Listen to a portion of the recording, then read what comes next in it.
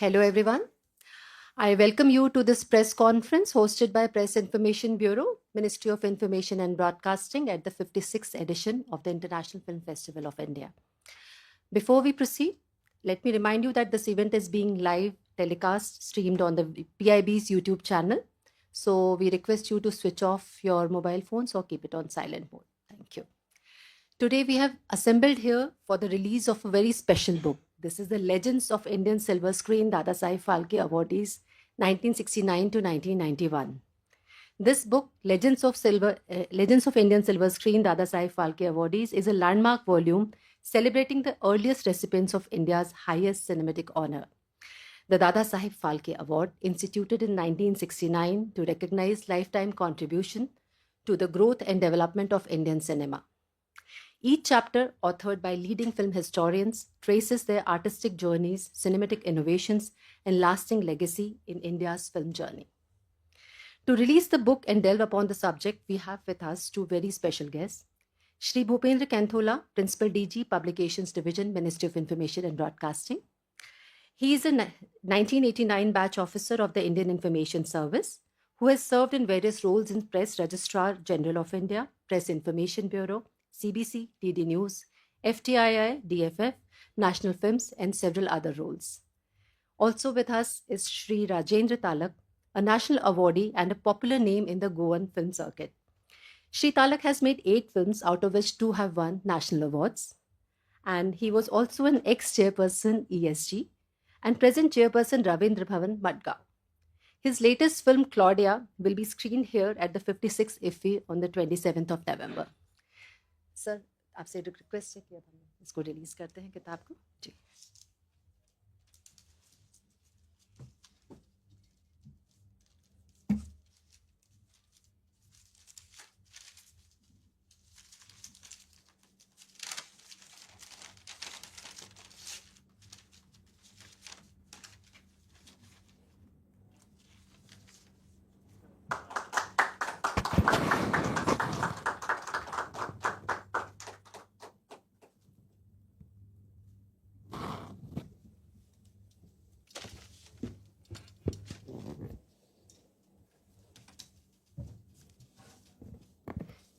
Kainthola sir, सबसे पहले मेरा आपसे सवाल है कि इस किताब की क्या अहमियत है, ये लेगेसी को इस तरह से किताब के रूप में लेकर आना कितना अहम है और पब्लिकेशन डिवीजन की इसमें क्या भूमिका रही? मैं थोड़ा हिंदी में बोलूँगा और इंग्लिश में भी बोलूँ, मतलब सभी लोग यहाँ हिंदी समझते हैं तो हिंदी में बोलूँगा। हिंदी ठीक है? ठीक।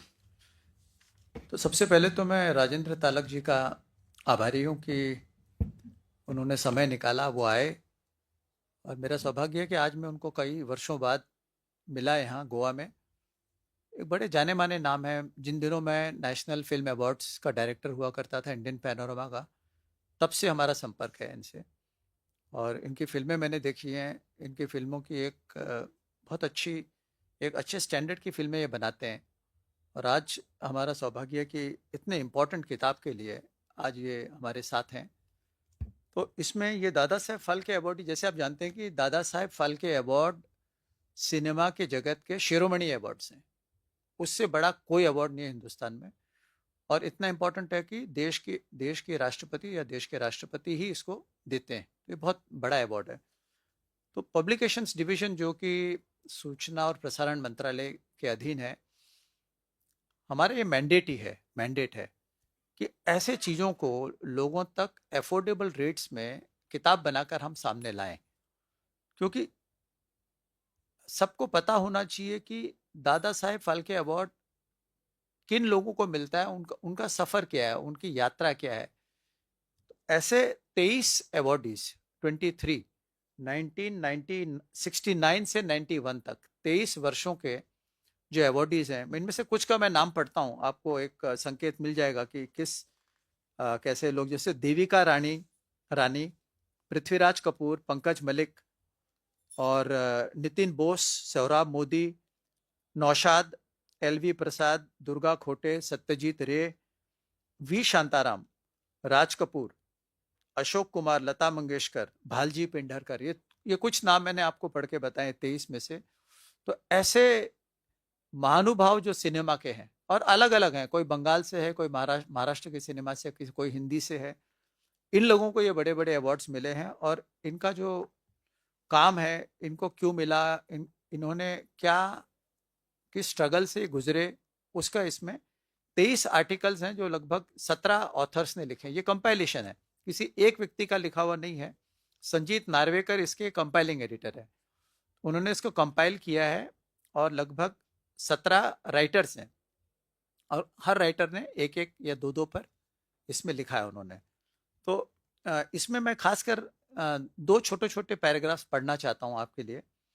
एक तो इस बुक की एक और खासियत यह है कि इसमें 2 दादा साहेब फाल्के अवार्ड विनर्स ने प्रीफेस लिखे हैं इस किताब के। एक लिखा है मिथुन चक्रवर्ती जी ने, जिनको 2022 में दादा साहेब फाल्के पुरस्कार मिला, और दूसरा लिखा है आशा पारेख जी ने, जिनको 2020 में ये पुरस्कार मिला। तो इन दोनों के, इनका जो फॉरवर्ड है उसमें इन्होंने बहुत सुंदर तरीके से एक एक पैरा मैं पढ़ना चाहूँगा इसमें से। पहले मैं पढ़ता हूँ मिथुन जी का। उन्होंने लिखा है, इंग्लिश में है ये: over the decades, this prestigious award has been bestowed on legendary figures who have defined and redefined cinematic excellence. Visionary directors, iconic actors, celebrated music composers, lyricists and technicians whose creative journeys have strengthened the foundation of Indian cinema. और आशा पारेख जी ने लिखा है, वो भी मैं पढ़ के बताता हूँ। The path of a film personality is frequently paved with uncertainties, a daunting factor. Yet, in consonance with global cinema, there was the opening up of new dimensions right from silent era to the advent of talkies and color films. Every awardee worked tirelessly towards achieving a distinct identity and can boast of a priceless legacy which has struck a chord across generations. Behind the glamour and glitz of the screen, ये बड़ा important line है, behind the glamour and glitz of the screen is an unspoken journey from the road to recognition to a slow but steady climb to the summit. Behind the ovation and honor, there has been lifelong focus on reaching their goals to achieve the impossible. Not surprisingly, every film personality aspires to receive the Dada Saheb Phalke Award. It is their stories of faith and resilience which are chronicled in these books, serving as timeless reminders to their successors to strive towards excellence in the boundless world of our national cinema. अब ये इतना अच्छा, ये 23 Phalke award winners की किताब सिर्फ 550 रुपए की, और इसमें रेयर फोटोग्राफ्स हैं, बड़े इंटरेस्टिंग आर्टिकल्स हैं, जो लोग सिनेमा पर शोध कर रहे हैं, रिसर्च कर रहे हैं, जो लोग सिनेमा को सिर्फ एक ग्लैमर के बाहर भी कोई चीज़ है वो देखना चाहते हैं, उन लोगों के लिए तो ये बहुत इंपॉर्टेंट किताब है। तो मैं यही कहना चाहूँगा। बिल्कुल सर, बहुत बहुत धन्यवाद इस खूबसूरत इंट्रोडक्शन के लिए इस किताब के। राजेंद्र सर, अभी सर ने एक लंबी लिस्ट बताई जिन लोगों के नाम इस किताब में हैं, जिनके ऊपर आर्टिकल्स लिखे गए हैं, उनमें से गोवा कनेक्शन हम समझना चाहेंगे, कहाँ कहाँ मिलता है? एक तो है ही नाम, बड़ा नाम है सबसे, लता मंगेशकर जी का, जिनका ओरिजिन यहाँ से है, मंगेशी गांव, जहाँ temple, this area of temples, many temples are there in that area, so वहाँ से शी ओरिजिनेट, लेकिन बाद में shifted to Kolhapur to Bombay, and you know the big name for India, okay, and जिन्होंने पूरी दुनिया पे राज किया, so there nobody know any music without Lata Mangeshkar, so इतनी बड़ी हस्ती है, उनका भी नाम है। First of all I would like to congratulate this Bhupendra because taking this initiative, ये इतिहास ज़रूरी है, सबको जानना ज़रूरी है। Dada Saheb Phalke award is the highest award for the cinema which is given once in a year at the hands of President of India, as you mentioned. And as mentioned by Asha Parekh ji, the journey behind the screen कितनी कड़ी होती है, बहुत तकलीफ होती है to नाम कमाना, ये कमाना सब बाद में की बात है, लेकिन the struggle to be in this industry and to continue that glamour जो भी है, जो आपका कमाया वो, to continue that journey with the same pace is not that easy.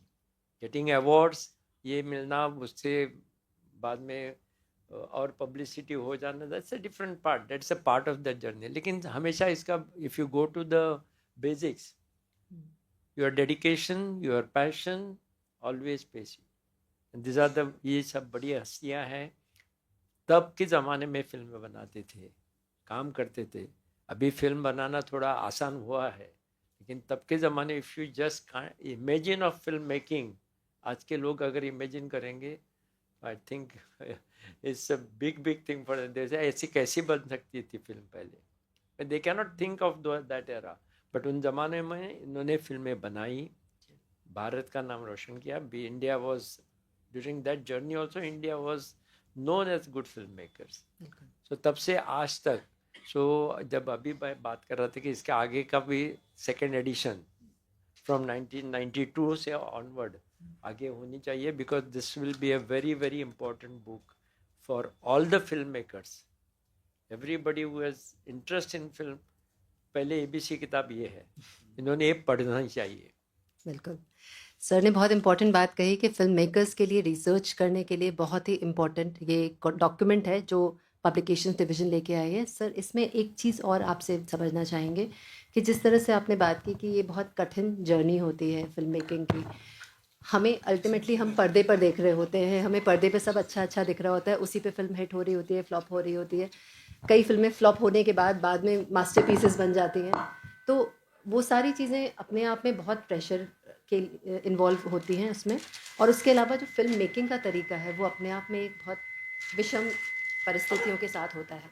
तो रीजनल फिल्म मेकिंग में स्पेशली अगर हम बात करें, हम गोवा की बात करें, तो फिल्म मेकिंग में आज किस तरह के इस तरह की लेगेसी को हम कैरी फॉरवर्ड कर पाते हैं जैसा आप यहाँ की नहीं, फिल्म करनी चाहिए. This is our responsibility of all the new film makers, whoever is coming, whoever is joining this industry. खाली नाम कमाने के लिए नहीं, तो to take this work ahead.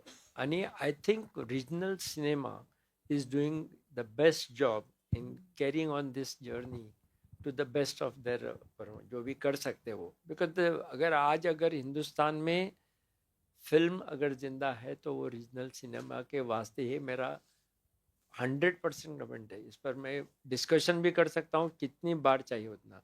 Because अगर नई नई प्रॉब्लम, नई नई इश्यूज, नई नई डायरेक्टर्स, नए नए एक्टर्स कहाँ से आते हैं, तो यहाँ से आते हैं. कमर्शियल इंडस्ट्री है, वो रहेगी, ओके, लेकिन सक्सेसफुल होना या ना होना ये दूसरी बात है. हर एक के नसीब में होता नहीं, लेकिन काम करना तो हर एक के नसीब में होता है. अपना डेडिकेशन से पूरा 100% फिल्म के लिए देना, ये हमारे हाथ में है. तो वो काम हमने पहले पूरा करना चाहिए with full then success will be definitely. अगर हम आ रहे हैं यहाँ फिल्म इंडस्ट्री में फिल्म बनाने के लिए, उसमें ग्लैमर है. कल से मेरी किताब, मेरी फोटो छपेगी, मेरे टीवी पर फोटो दिखाई देंगे, मेरे टीवी पर इंटरव्यू दिखाई देंगे. तो ये गलत रास्ता मत चुनो. There is no shortcut to any success. तो ये हिस्ट्री है. अगर आप इसे अच्छी तरह से पढ़ोगे तो आप ये रास्ता कभी नहीं चुनोगे. आप अच्छी फिल्म मेकर ही बनोगे.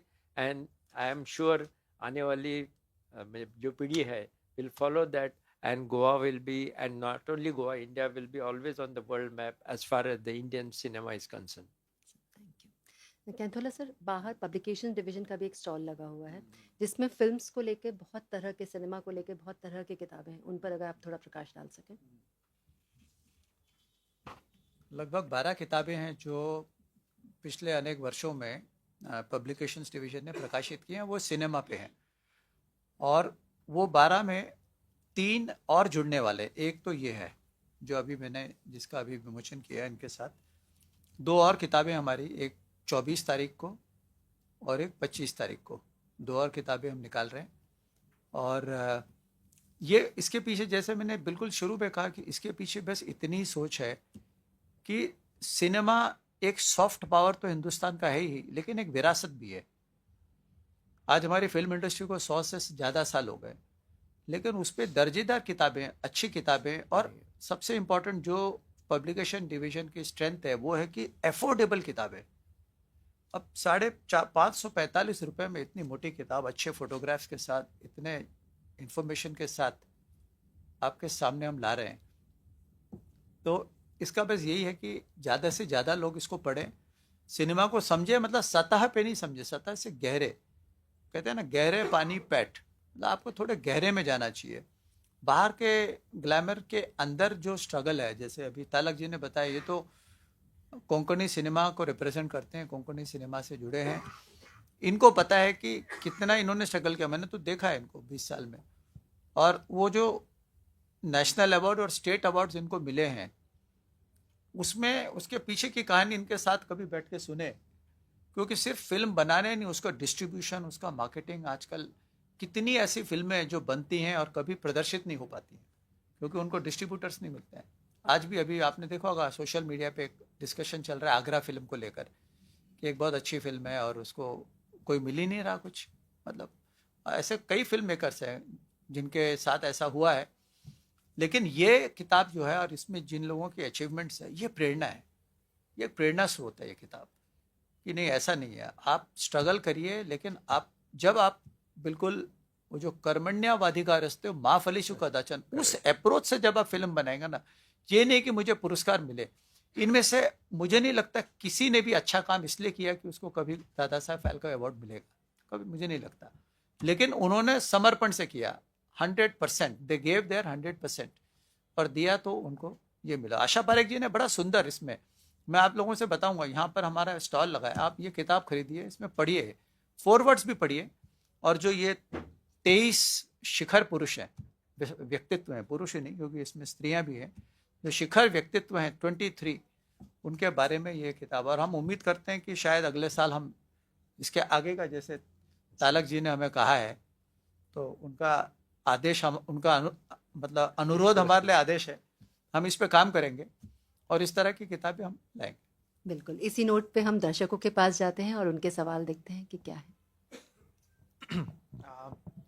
First of all, congratulations to DPD for bringing films to the books, to the textual format. So my question is regarding the practice of bringing books to the film. The recent adaptations that we are seeing on various OTTs of very well written, very interesting books, it doesn't seem to be up to the mark. So somehow, is it the problem with the medium, or the filmmaking is failing there? But many well-written Booker shortlisted books are being converted into films and not that great. So how do you look at it? See, it is depending upon the each person. See, जो भी film maker है और जो भी writer है, वो कभी बाकी चीज़ों में नहीं दिखता है, उसके दिमाग में आता है, जो भी आता है वो करते हैं। बाकी का बैलेंसिंग फैक्टर जो है ना, वो होता ही रहेगा। इट्स गुड, ये पीछे है, ये आगे है, इस कब से ऐसे ही चला है। You must have heard lot of stories about the failure and the success also. इसमें से हर एक must have gone through the failure. Okay, so इसकी चिंता मत करो, मेरा सजेशन है। This all things happen, it is you cannot blame somebody for this is happened because of this or this is happened because of this. It's a very clear cut. जब हम film सी, इन लोगों ने जो फिल्में बनाया, as he said, they never thought of that they will get दादा Saheb Phalke award, or they never thought that Baba I should. Nobody makes the film to get the award. ये बात हमेशा ध्यान में रखना। Nobody thinks that मैं कर रहा हूँ मुझे सक्सेस मिलेगा, नहीं, मैं कर रहा हूँ कि मुझे इस पर करना है। This appeals to my heart. मुझे इस पर लिखने की उम्मीद देता है, कौन दे रहा है? So that is very important inspiration to write that और to make a cinema also. It is the same, बाकी सब is a part of a game. कभी यहाँ कभी वहाँ, वो दुनिया का क्या बोलते हैं उसको, दस्तूरी है बोलते हैं ना। आई एम नॉट वेरी ये टू हिंदी, बट ये है चीज़ें। सो इसके लिए कभी उस पर ज़्यादा ध्यान मत देना। Another make a very important point of that काम चल रहा है। Indian film industry growing for last 100 years, पहले भी थे, आज भी है। वही स्विच ऑन स्विच ऑफ वो चालू रहेगा। आप काम करते रहे, अच्छे काम की ज़रूरत है, अच्छे काम करने वाले आएंगे, ज़रूर मिलेंगे, निराश मत होना। बस दिस इज माय। कोई और सवाल? Sorry, I forgot to introduce. This is Mahesh from Akashvani. The another question is about the hopes that were there when OTTs came along, that they will be supporting independent filmmakers. That happened to some extent, but what we are seeing is that is happening to the to the point where these films are aligning with their market mix as well as their formulas and the requirements of their uh, uh, the way the content is published there. So are they really helping independent filmmakers? It doesn't seem so. Still, is it the self-finance mode remaining for the filmmakers who मेरा are serious? Comment अगर पूछे तो it is the same, nothing, they are not helping anybody. वो भी market के लिए आए हैं, जहाँ से पैसा मिल रहा है वही खरीदेंगे. Why they will help somebody? लेकिन don't worry about the OTT. और ये मेरा क्या एक्सपीरियंस दैट मेरी फिल्म भी OTT पर है, अमेजोन पर है, जी पर है. So I am not worried about that. But the theatrical experience जो आपका रहेगा, वो कितना भी आप घर में टीवी पर देख लीजिएगा, you will not be able to enjoy the cinema the way you can enjoy in the theater. मैं मेरी एक फिल्म का एग्जांपल देता हूँ, आप अमेजोन पर देखिए, अभी थिएटर में तो नहीं है. ए रेनी डे मेरी फिल्म है जिस पर मैंने एक्सपेरिमेंट किया है. So when I went to Rasool, 6 महीने पहले उसको ऑस्कर मिला था. I just take 2 minutes two. तो उन्होंने बोला कि अरे Talak ji, why you want me for regional cinema? So बोला yes there is the reason. क्या रीज़न है? मैंने बोला मेरे फिल्म में बैकग्राउंड म्यूजिक नहीं है and I want to use sound as background music. क्या साउंड एज बैकग्राउंड म्यूजिक कैसे हो सकता है? मतलब हो सकता है, दिस इज माई फिल्म. क्या है, क्या करने वाले? मतलब मेरे फिल्म में पूरा रेन है and I want to use different moods of rain as background music. Yes sir, sounds interesting. Script है, दे दो. ये बाउंड स्क्रिप्ट, मतलब ये I always work on bound script. दे जी, 4 दिन में फ़ोन आया, तलक जी मैं आपकी फिल्म कर रहा हूँ. सी आपको क्या कहना चाहिए, आपको कहाँ तक कहना है, you have to be very very firm about that. Don't change because of this OTT और बिकॉज ऑफ अदर थिंग. वो फिल्म सब जगह पे, रसूल को साउंड का अवार्ड मिला, national award. He miss that, but I was sure that that would have been the best. आज भी रसूल वो लेके कहीं भी अगर साउंड के बारे में लेक्चर जाना है तो वो you mention about that, he show that sleep different moods of rain. There is no music. पहली रील के बाद उन्होंने मुझे बुलाया, आ जाओ देखने के लिए. मैंने, उन्होंने मुझे हक किया. I am a small film maker compare to Oscar वाले रसूल जी के. और उसके बाद मेरी हर फिल्म कर रहे हैं. अभी इवन दिस फिल्म ही has done that. So that's the confidence, that's the thing what we have to develop. Don't worry about those changes. OTT आएंगे, AI आएंगे. AI कौन करेगा? Director and screen play writer ही करेगा operate. AI कोई ऐसे जादू के अंगूठी नहीं है कि चलो ये करके दे दो, ये करके दे दो. अगर कैमरा मूवमेंट भी करना है तो फाइनल मैं ही करूँगा ना उसको. बाबा ये लेवल पे करो, ये स्पीड में करो, ये लाइन पे लेंस मूव करो. सो डरो मत. बहुत सारे मुझे आज सवेरे भी AI का मतलब हम घबराना क्यों है? हमें केयरफुल रहना है कि it doesn't over power the cinema और सिनेमा खराब हो जाए. टेक्निक जब अगर आपके कंटेंट को ओवर पावर करती है तो फिल्म खराब बनती है. आपने बहुत सारे कमर्शियल फिल्म देखे होंगे, बिकॉज टेक्निकली इट इज ज़्यादा ये होती है. इसलिए कंटेंट को कंट्रोल करना डायरेक्टर के हाथ में है. प्रोड्यूसर कभी कभी इंटरफियर करता है, तभी प्रोड्यूसर को कन्विंस करना डायरेक्टर का काम है.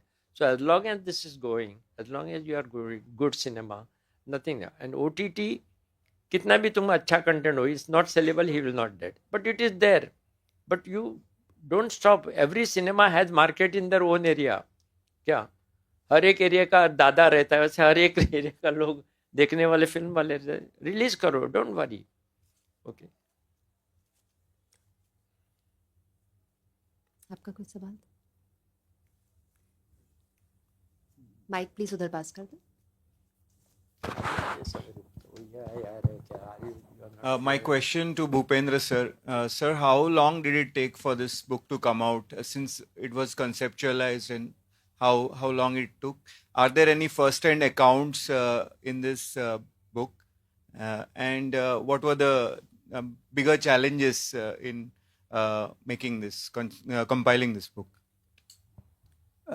As I said, there are no first-hand accounts because these are written by writers, but they have in many cases spoken to the awardees and then written in this book, because it's not a autobiographical account of any of these award winners. The project has taken long because because of the COVID era, there were some issues with it, but finally we gave it a push and made sure that this book comes out in time for IFFI, because this IFFI is the most important event where such books must come out. There are thousands of film lovers who come from all over the country. In fact, even international visitors who come. For them, this is a very important book. So there has been some struggle in bringing out the book, no doubt. But now that it is there before you, it is there. And as I said, that the focus will continue to be to always bring out some interesting books, keeping the International Film Festival in mind. And we must serialize, like this is 1969 to 91. Then from 92 to 2004 also we brought out some time back. So this is kind of a prequel, not a sequel. This is a prequel to the earlier book. But from 2004 to then maybe 24 or 25, we will look for some more material, and then we plan to bring it out next year. आप दोनों से ही मेरा एक सवाल है, चूंकि यहाँ पर सिनेमा लवर्स भी हैं, बुक लवर्स भी हैं, तो आजकल के जो युवा अगर किताब लिखने का सोचें तो किन चीज़ों का ख्याल रखें कि वो एक अच्छी किताब लेकर आ सकें? एंड सिमिलरली फॉर सिनेमा, कि अगर आज हमारे सामने इतने बड़े बड़े आर्टिस्ट, उनका आर्ट हमारे सामने है, तो वो क्या एग्जाम्पल्स लेके चलें, वो क्या क्वालिटीज़ लेके चलें जिससे एक अच्छा फिल्मकार बन सके? एक एक करके आपसे जानना चाहिए। देखिए, अगर आप बुक लिख रहे हैं ना, सबसे पहले तो आपको सब्जेक्ट मैटर में थरो होना चाहिए। सबसे इम्पोर्टेंट चीज़ ये, क्योंकि आज का जो रीडर है वो आपसे ज़्यादा इन्फॉर्म्ड है। ये ग्रोक और विकिपीडिया का युग है। तो आप जो लिख रहे हैं, एक तो प्रामाणिक होनी चाहिए, मतलब that thing should be authentic, it should not come from WhatsApp university. क्योंकि आप किताब लिख रहे हैं, इसका मतलब आपको पूरी तरह से ईमानदार होना चाहिए। अगर आप किसी पर्सनैलिटी के बारे में लिख रहे हैं, कि कोई इंस्टेंस का जिक्र कर रहे हैं, तो you should B dead sure कि जो आप लिख रहे हैं वो ट्रू है। क्योंकि ये किताब आप रहें ना रहें, लेकिन ये किताब तो हमेशा के लिए है। तो 10 साल बाद अगर किसी ने पकड़ी आपकी गलती कि यार इन्होंने तो कोई मनगढ़ंत चीज़ लिख दी, तो आपका नाम खराब होगा। तो पहली चीज़ तो ये है। दूसरा ये है कि आपका लैंग्वेज, ये मैं देख रहा हूँ कि language should be very simple. ये जो बॉम्बास्टिक बड़े बड़े शब्द लिख के you are actually repelling the readers, वो नहीं होना चाहिए। अगर हिंदी में भी अगर हम किताब लिख रहे हैं, हम लोग कभी कभी ट्रांसलेट करते हैं इंग्लिश से हिंदी या इंग्लिश से दूसरी भाषाओं में, तो हमेशा ट्रांसलेशन में, खासकर क्योंकि मैं हिंदी जानता हूँ, अब बांग्ला मलयालम तो नहीं जानता, लेकिन हिंदी में जानता हूँ, तो हमेशा कोशिश मेरी ये रहती है कि जो ट्रांसलेट हुआ है वो क्या मेरे समझ में आ रहा है क्या। मैं I see myself as a reader, not as the principal director general of publication division. तो कोई किताब मेरे पास आती है, खासकर अगर उसमें अनुवाद हुआ, तो मैं उसको बहुत गौर से पढ़ता हूँ कि ये जो इंग्लिश में है वो सेंस हिंदी में शब्दार्थ है या भावार्थ है। क्योंकि भाव होता है, जो राइटर हिंदी में कह रहा है या कह रही है, वो इंग्लिश में प्रॉपरली, या इंग्लिश में जो वो कह या कह रही है वो हिंदी में प्रॉपरली ट्रांसलेट हुआ है, उसकी मीनिंग प्रॉपरली सामने आई है कि नहीं। तो ये बहुत इंपॉर्टेंट है कि आपका लैंग्वेज होना चाहिए बिल्कुल सिंपल। और आप जिनके बारे में लिख रहे हैं, जो मेरा पहला पॉइंट है कि you should be authentic about it. थोड़ा रिसर्च कीजिए, क्योंकि ये बच्चों का खेल नहीं है किताब लिखना। आप सोशल मीडिया में तो कुछ भी लिख दें, आप बच के निकल सकते हैं, लेकिन जहां आपने किताब उठाई हाथ में लिखने के लिए, तो फिर आपको उसमें अपना सब कुछ डालना पड़ेगा, सब दांव पे लगाना पड़ेगा। You have to put everything at stake, क्योंकि आप किताब लिख रहे हैं, कोई बच्चों का खेल नहीं है। तो आपको बहुत ज़्यादा, इसलिए इसमें जिन लोगों ने लिखा है उनको मैं सलाम करता हूँ। उन्होंने बहुत रिसर्च किया है और फोटोज़ भी ढूंढे हैं। ये भी इंपॉर्टेंट है कि आप सिर्फ लिखे नहीं, क्योंकि सिर्फ लिखेंगे और उसमें चित्र नहीं होंगे। आज के ज़माने में आपको ढूंढना भी चाहिए कि ठीक है, मैं सोहराब मोदी के बारे में लिख रहा हूँ, तो उनकी कौन सी फिल्म थी वो, जरा उसका थोड़ा ढूंढा जाए, क्या है, कहाँ पे उसके फोटो। तो उसमें फिर हो सकता है कि सोहराब मोदी के परिवार का कोई व्यक्ति आपको आप ढूंढ निकालें, आपको नेट पे ना मिले उनके बारे में, पर उनका ग्रैंड सन, कोई grand daughter, great grand son कोई होगा जिंदा, आप पता कीजिए, उनके घर जाइए, उनसे कहिए आप ऐसे ऐसे किताब लिख रहे हैं, क्या मुझे आप कुछ उनके फोटोग्राफ दे सकते हैं। तब आपकी किताब लीक से हटके होगी, तब लगेगा कि आपने कुछ किया है। और ऐसे इधर उधर से आपने कोई जानकारी लेके किताब में छाप दिया, पूरी जिंदगी आप झेपते रहेंगे, आपको ग्लानि होगी कि आपने क्या लिखा। ऐसे किताब न लिखें जिससे आपको हमेशा शर्म महसूस हो 10 साल बाद कि ये मैंने क्या चीज लिखी है। So be authentic and be painstakingly hard working, that is my. Bhupinder ji ने एकदम बराबर बात कही है कि द रिस्पॉन्सिबिलिटी क्या होना चाहिए बुक लिखते हो, ऑथेंटिसिटी। ओके, अगर आप उसमें कुछ गड़बड़ करें then there will be a problem. But before going to the point I would like to thank the person who had design the cover. अच्छा, क्यों मालूम है, जब मैं एक वेट छोड़ दीजिए, लेकिन मैं ये कवर देखता हूँ कि I go to that era, the gray shade and with the black and white photo is really nice, nicely written legends of ये बहुत खूबसूरत तरीके से पेश किया गया है। so everybody will definitely take this book and they will buy it also. okay, I'm going to buy at least 4-5 copies to give to buy somebody. ये अमेजोन और फ्लिपकार्ट पे भी अवेलेबल हो जाएगा। नहीं, बहुत मैं जल्दी। यहीं पे ले और यहाँ पर हमारे स्टॉल में तो है। या मंडे को आपके स्टॉल को विजिट करके मुझे और भी बुक ठीक है, जरूर जरूर। ओके, आइए, दे आर स्वागत सी दे अपील। आई ऑलवेज एक तो आर्काइव्स और ये publish, always I visit there अच्छा, and buy the material from there because this is the rare collection what you get here. लोगों को मालूम नहीं होगा थोड़ा, but it is there and this is the right time to come out with such book. So really congratulations to your entire team. लेकिन फिल्मों के बारे में इससे थोड़ा आगे है, इससे सेकेंडरी। क्या आप जो भी करते विजुअली लोग देख पाते?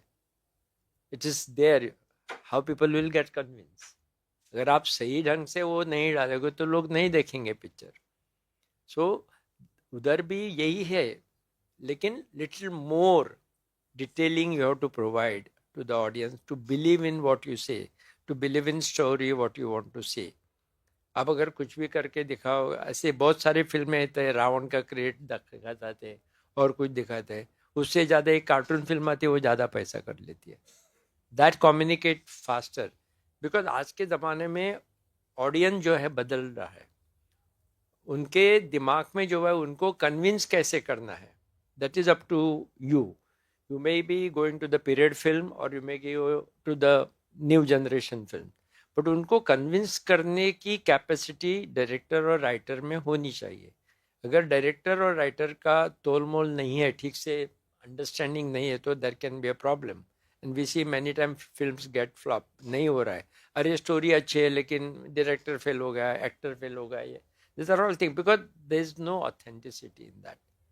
हर एक देर में मैं हीरो हूँ इसलिए मैं मुझे चाहिए ऐसा काम करूँगा, उसे चाहिए वो काम करेगा, डीओपी भी बोलेगा नहीं नहीं ये मुझे ऐसा लगता है। सो दैट्स में ऑथेंटिसिटी आने के लिए good team work is required. Book लिखना एक का काम है, फिल्म बनाना 5 लोगों को साथ में लेकर काम करना है। हर एक का ईगो संभालना पड़ता है, हर एक को समझाना पड़ता है, कन्विंस करना पड़ता है बाबा ये कैरेक्टर ऐसे नहीं है। So it's a quite a difficult job. म्हणजे इसलिए मैंने बोला इसका फर्दर एडिशन है वो कि you have to really be the captain of ship ताकि शिप डूब न जाए। So that's the difficult part what a film maker place and specially director wise. इसलिए डायरेक्टर को पूरी स्टोरी, पूरी what he wants to show to public, उसका visualisation पूरा 100% मालूम होना चाहिए। I work with that. Audience come letter.